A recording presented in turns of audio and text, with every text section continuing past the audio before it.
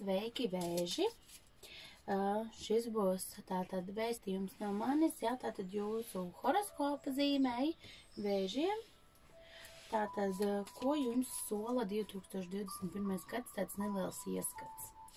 Tātad, paskatīsimies, ko eņģeļi vēlas teikt vēžu zīmes pārstāvjiem, kas mūs klausās par 2021. gadu.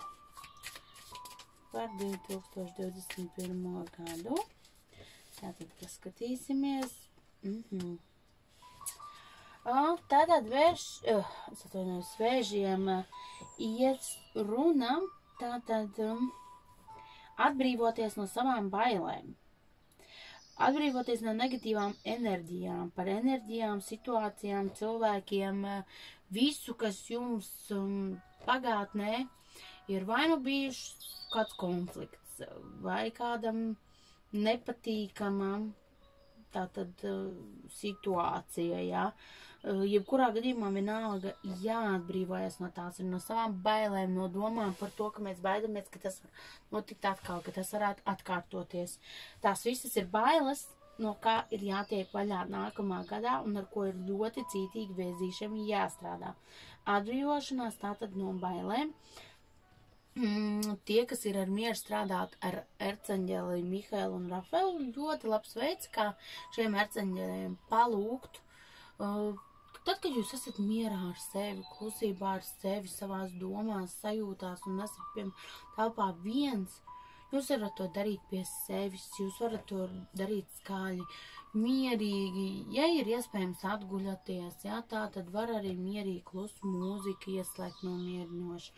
Un vienkārši pie sevis parunāties ar viņiem, vai, ja vēlaties skaļi, lai viņi jums palīdz atbrīvoties no tā visu, jo tādā veidā, ja jūs nejūtaties pietiekami stiprs, lai to izdarītu pats, palūdzot palīdzību erceņģeļiem, tātad Mihēlam un Rafēlam, viņi mūžam neatsaka, viņi vienmēr nāk tālāk, ja viņiem to lūdz.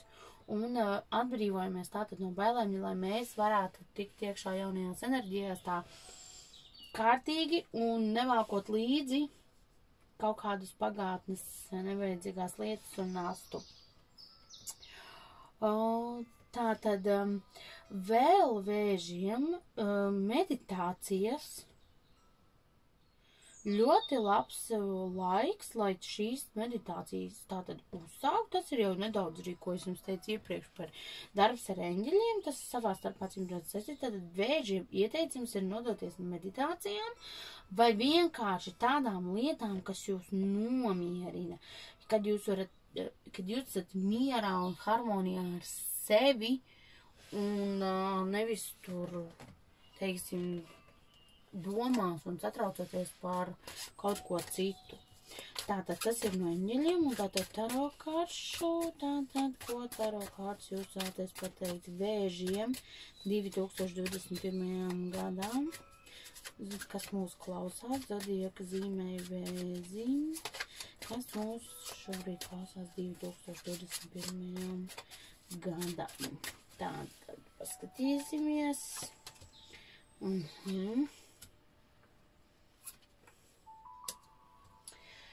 Tātad vēži būs šajā gadā ļoti piepildīti ar cerībām. Tātad cerības par nākotni, cerības par attiecībās, ļoti piepildīti ar cerībām.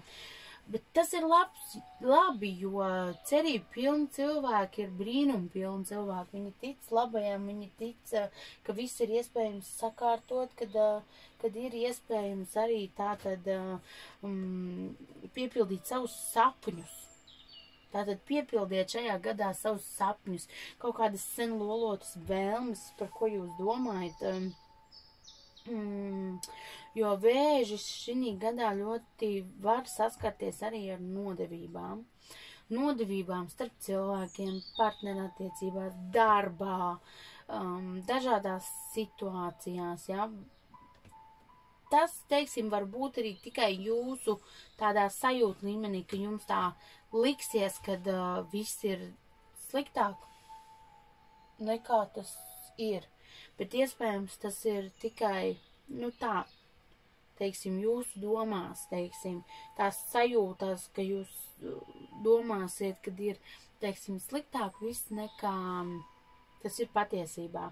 Tātad mēģinam ieslēgt šo te cerību staru, pozitīvo staru, ja, tātad domāt par saviem sapņiem, mēģināt realizēt savus sapņus, un tātad arī mazliet esam piesardzīgi, un šeit ir arī intuīcijas kārts, ja, tātad jūs ļoti jutīsiet paši jau, kas jums ir vajadzīgs, kas nē, kādi cilvēki, kādas darbības, kas jūs iepriecina. Tātad īstenībā jau jūs ļoti labi paši jutīsiet un zināsiet, kas jums ir šajā brīdī nepieciešams, bet mazliet vairāk atlikt malā, teiksim, jo neuzklausot šo te savu intuīciju, mēs nonāksim pie tā, ka iestāsies tādas depresīvākas sajūtas, uzticoties cilvēkiem, kam jums liksies, ka nevajag uzticēties, mēs varam piedzīvot vilšanos, un tātad vairāk paļauties uz sevi un ticēt sev. Nevis tam, ko jums saka kaimiņi, vai tante, vai vienalga. Ticiet savai iekšējai pārliecībai. Tā jums teiks priekšā.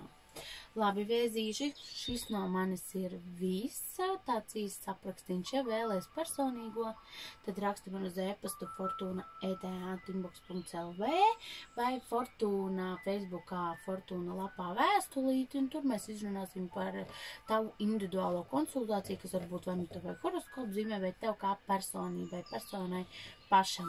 Tas no manis šoreiz būs viss. Pavadam mierīgi veco un tā. Labi un sirsnīgi sagaidām jauno. Paldies jums, man vēzīši. Atā!